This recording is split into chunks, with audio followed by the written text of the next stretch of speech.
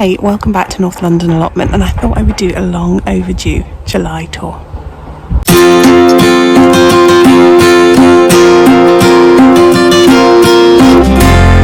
It has been really busy. Both my children have birthdays in July, so my time has not been my own as much as it would normally be. I normally come up all day on a Saturday, and 2 Saturdays now I haven't, and the plot is showing me it's been a bit neglected. So today what I'm going to do is give you a quick tour, update you on what's growing and what's not, and then at the end, if I've done any extra work today, I'll just update you at the end. Let's go. I thought I'd start at the other end. This is the west end, so these are a mixture, mainly perennials that I put in last year, and they're looking beautiful. And then you can see a self-seeded cosmos and just a clump of weeds that will not give up. Birds are very grateful for this water at the moment. I don't know where the shell came from, that's new. Yeah, strawberries are finished now. They're putting out runners and I'm letting them. I actually let them put out runners a bit early because at the moment I'm more interested in getting more strawberry plants than I am getting strawberries. An investment for the future. The lavender is looking lovely, and I have put some lavender in here, so next year hopefully this entrance will be lavender. It'll be beautiful. It's my night scented stock. I put it down here so everyone could enjoy the smell in the evening. The new strawberries, the Yew Garden Brayburn, which, I mean, it's just a magnificent tree. I can't believe it cost me like £7.49. What a bargain. And as I said, that's where I will be buying my trees. I did order an almond tree from Thompson & Morgan. It was more than twice the price, and it's a literal twig. It's 7 centimeters and it looks like a twig. So that taught me, buy from Yew Garden.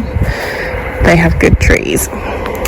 Okay, so we've had awful black fly on all of this. I did give them a hose yesterday. I tried to kind of pressure wash some off. The ladybirds are on the case, but yeah, it's not been a good year for beans. What I'm actually doing with these anyway, I mean, a lot of them,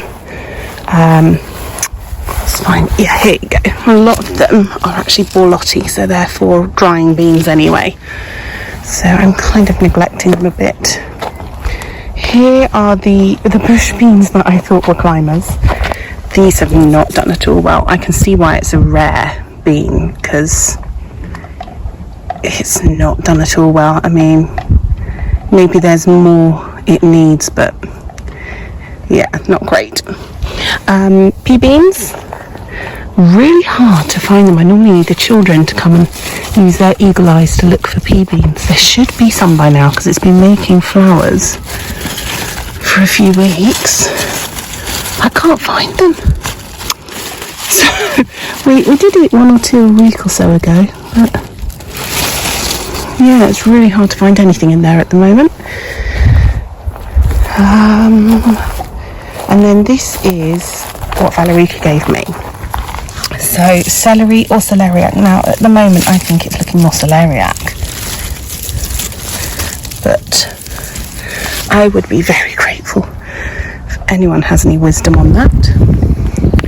Some sunflowers, a few tomatoes. That's a cosmos I grew from seed. More tomatoes. These were the last tomatoes I put in, and then I put 12 odd plants down the end of the plot and put on the Facebook group. I said, lots of tomatoes, come and get them. We've got some flowers on these ones. And then if we turn around, there's the flowers and strawberries, followed by the onions and carrots. These onions look okay at the moment after the white rot disaster, which is not that far away over there. We shall see. And up the end there's an enormous one. So not looking bad. I did read red onions are more resistant. Don't know if that's true or not. Let's find out. We've had carrots, they've been very nice. The purple ones, which were this first line here, they didn't do at all well. I think we had 1.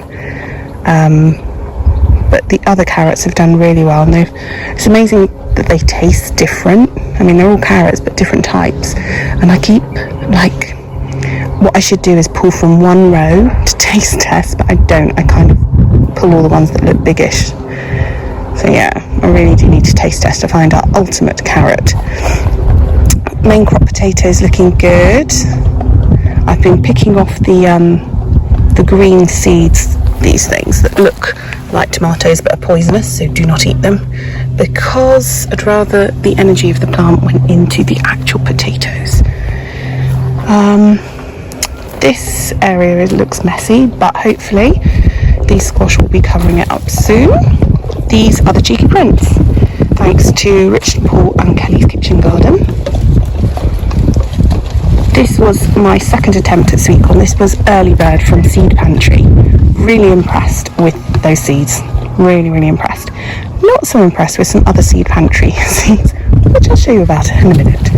I think this is a Queensland Blue. Now, I don't know if you can see, under these cloches, these sweet potatoes, ignore the weeds, are going rampant. They are really having the best life under there. There we go. Those cloches will have to come off because they're just getting too big. But hopefully, the weather will be a bit more reliable now. Okay, more tomatoes. Made a huge mistake with these.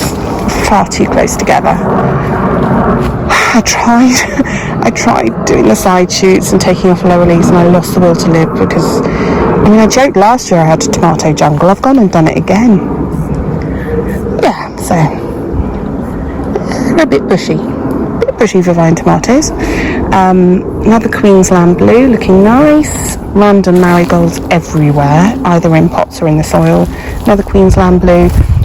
Again, my most successful crop.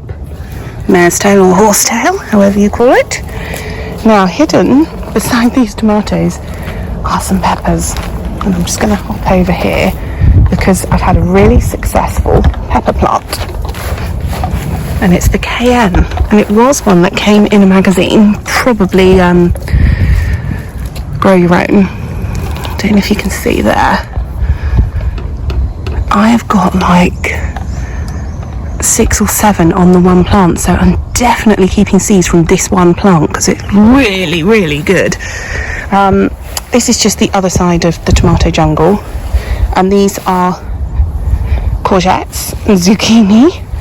And if you've been following the Mr. Fothergill and Unwins, I was panicking because I knew I'd grown zucchini, and there's another one down here actually, and I couldn't find the packet, and I was like, did I grow Mr. Fothergill's? Because I know I had some Mr. Fothergill seeds, but I didn't, so these are safe. We did eat one last night and it didn't poison us. Oh yeah, I want to show you this courgette. I grew these last year and they never got longer than like my little finger before they rotted. The difference this year is if any courgette has had a little flower left at the end, I've taken it off.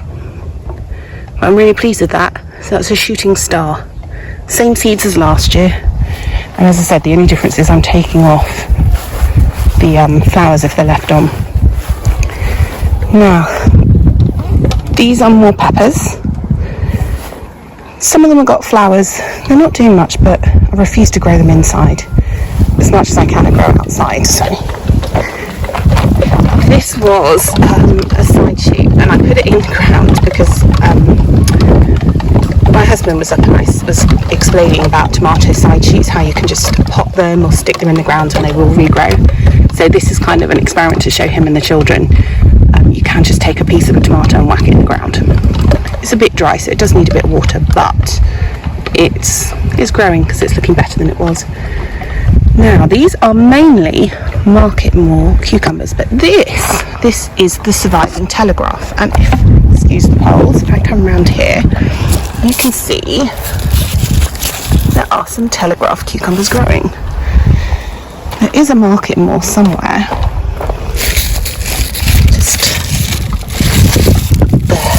There's one there. They're a bit pricklier than the Telegraph. And then we've got the zucchini plant behind. These empty poles were where the Telegraphs were and died. So I put in a couple of seeds of these lemon crystal cucumbers. This is the second one that's come through. The first one got eaten by something, so we'll see if it survives.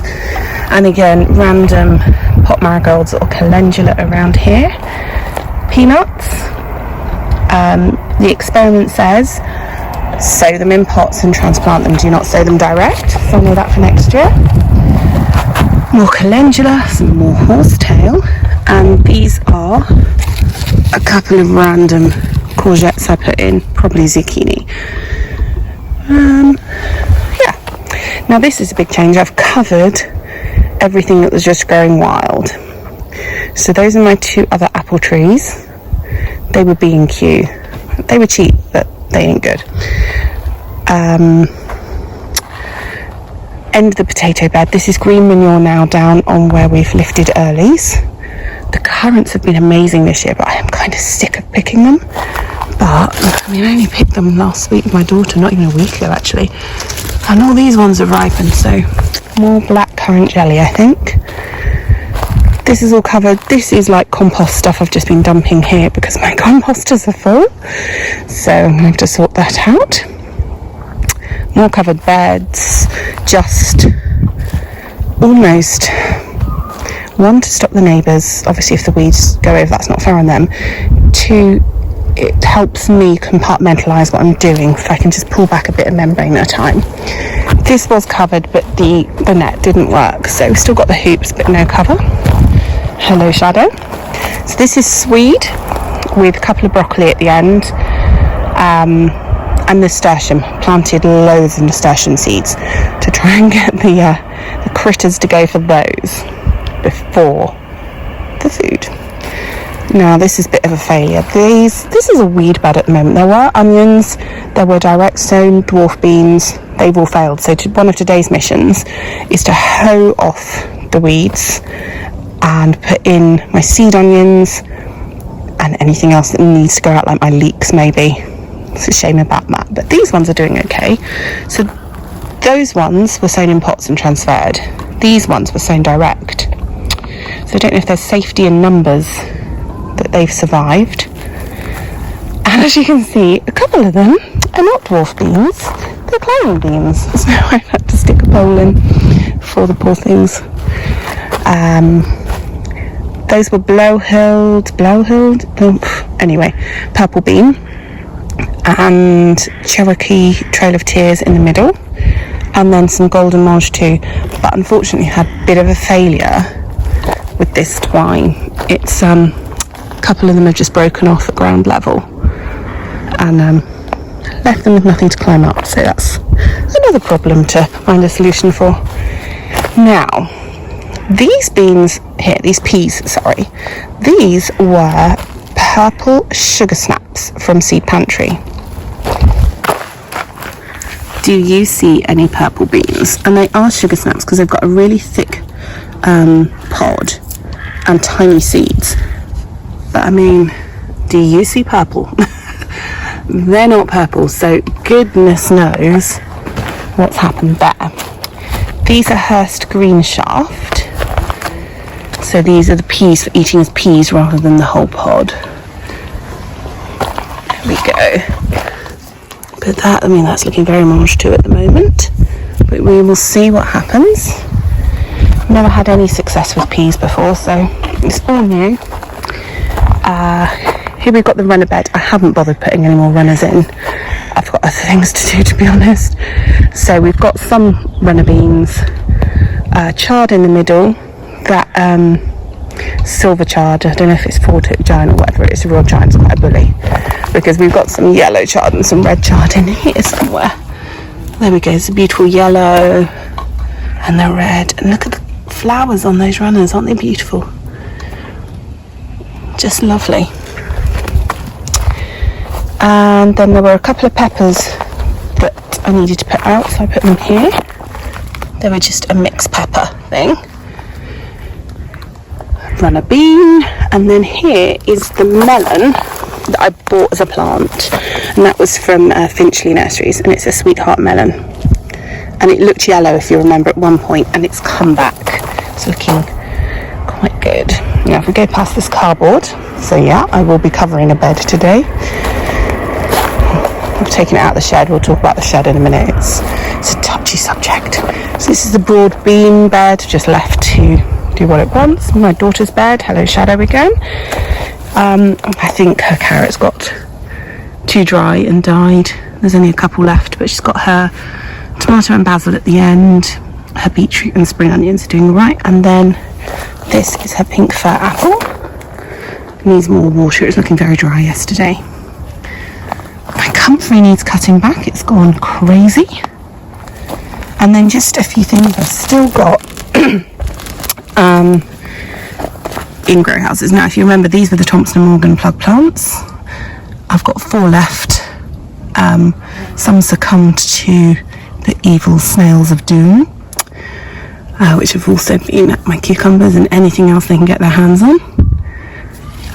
I've got some flowers on there. Now, if you remember, I complained to Thompson & Morgan, and you know, I'm not alone this year. A lot of people have been complaining about them, and a lot of people have struggled to get a response. If you are struggling to get a response, if you don't use Twitter, just make an account and tweet them, because these companies don't like people seeing bad press, basically, so they will respond to you. And what they've done is they've sent me some seed packets of tomatoes for next year. So not great for this year, but that was very nice of them to do that. These are just things that haven't been planted out yet, and some random weeds, I think. What are you? Because that was meant to be a chilli and it kind of took over. Those are some sugar baby watermelons there, I think, with another zucchini behind. Tomatoes, peppers, lettuce. These are the survivors. I had so many and they look so good, and the snails of doom did what they do.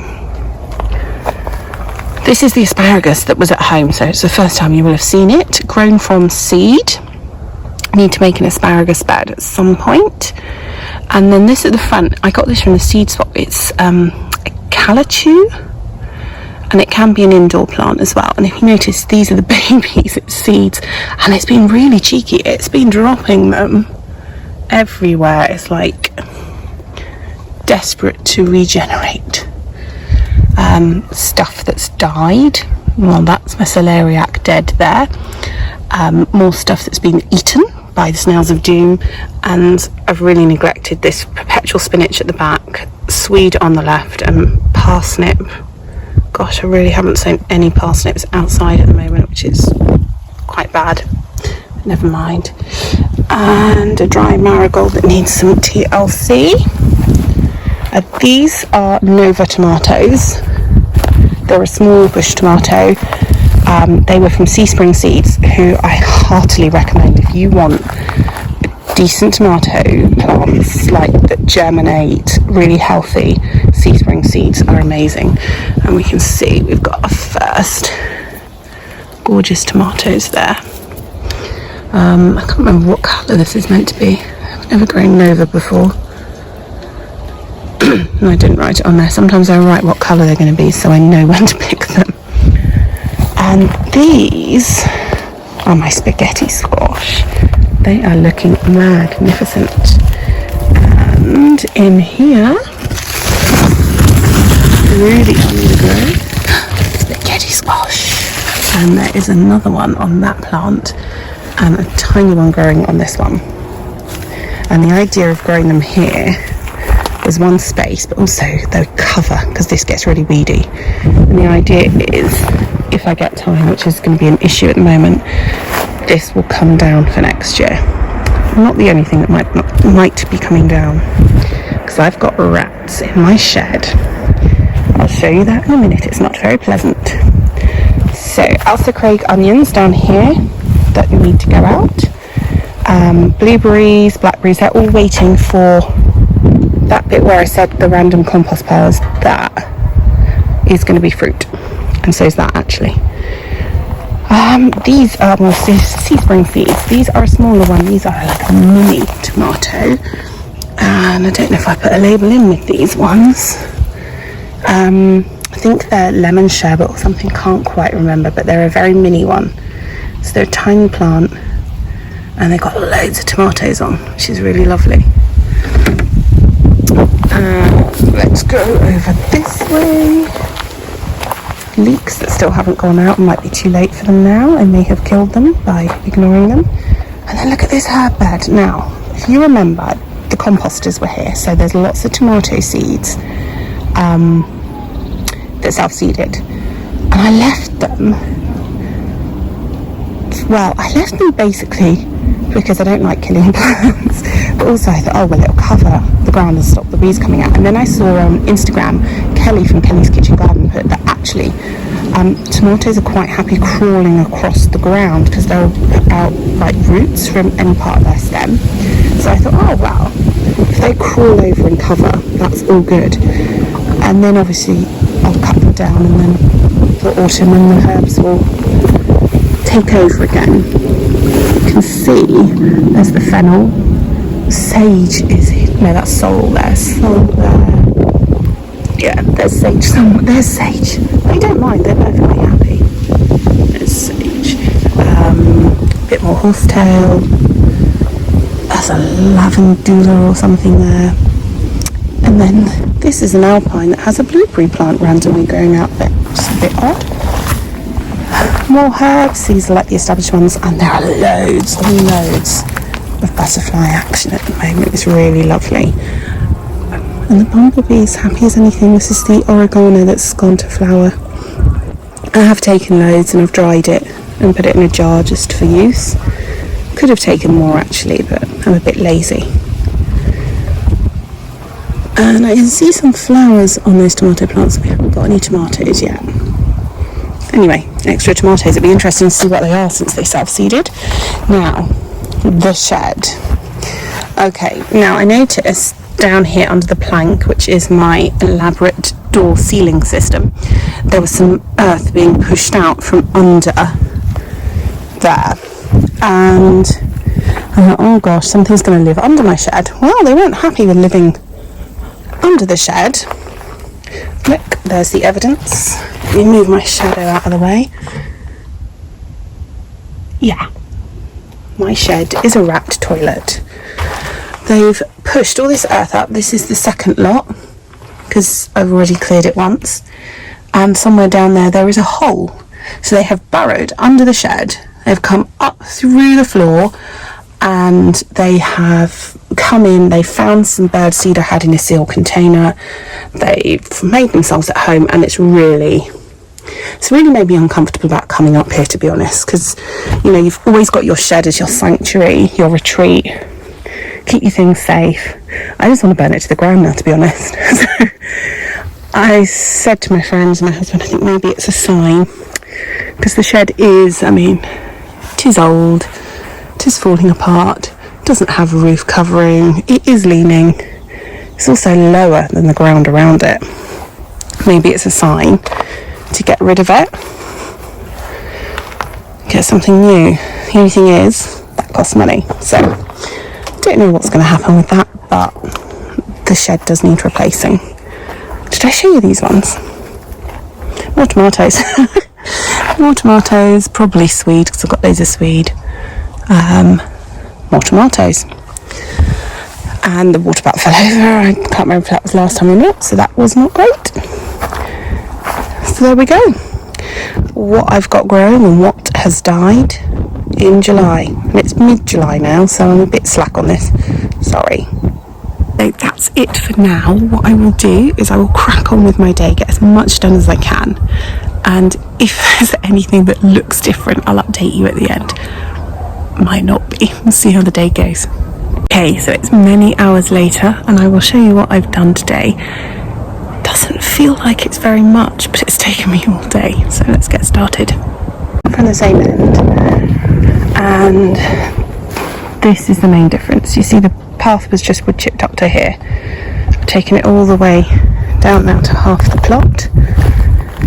Also gave everything a water and mowed the grass and put the clippings around the potatoes. You can see there the grass looks a bit neater.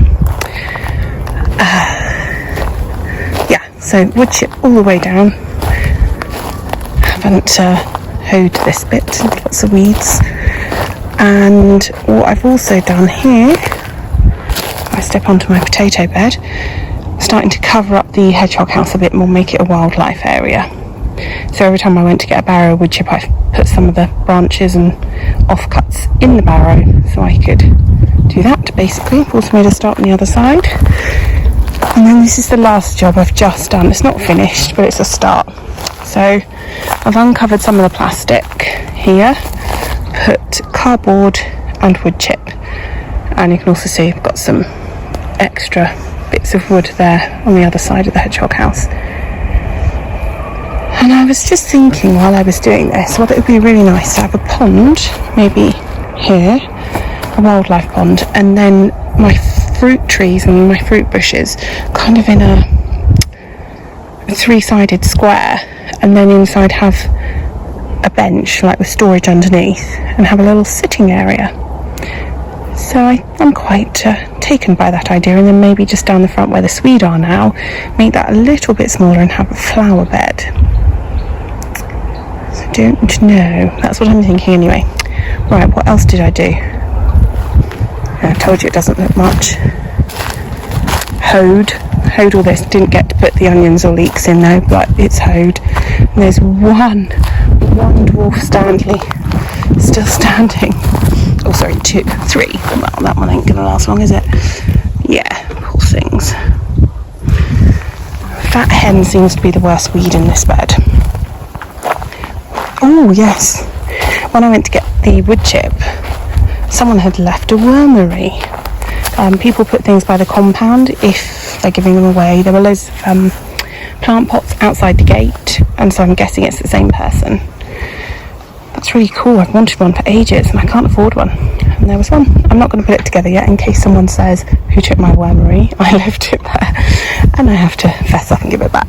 But hopefully we're all good there. Bag of rubbish to take home.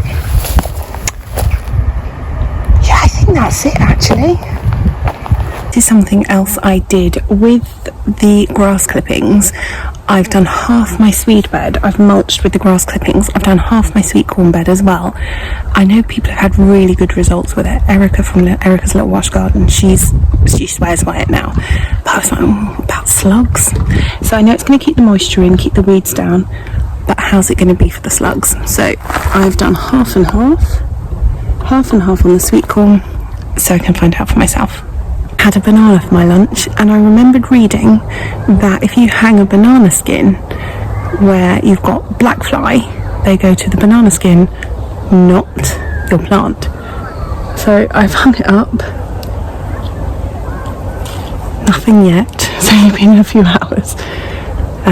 Let's see if it works. It doesn't feel like I've done much, but it's taken a lot of time, a lot of going up to the main gate, getting the barrows of wood chip and coming back. Anyway, I feel a bit better. I feel a bit more organised, because actually there isn't that much more there. Yeah, that bit behind the swede to get the cardboard and wood chip, get it ready for putting fruit bushes and trees in, and then all I've got to do is worry about this bit, and that bit up as far as that first pallet, that's going to be grass anyway. So it'll just be more fruit bushes and wood chip on there. I'm trying to make it easy because I am going back to work in September, full-time teaching. Anyone else who's a teacher, you know how busy that is. So during term time, I'm not gonna get much time to come up here. So I've got to make it for myself now as easy as possible. And that almost is my mission at the moment. Almost like, yeah, incidental, the stuff growing. I've got to think ahead to next year now. And just keep learning so much, making mistakes. We call them learning opportunities in school. So making lots of mistakes that I can learn from, because if you don't make mistakes, you can't learn. Anyway, I'm gonna go home now because I am a bit warm, almost finished my water, and it's time to finish for the day. So until next time, whenever that is, have a wonderful time gardening. I hope the weather stays nice because it really has been a mixed bag. So stay safe, stay gardening. See ya.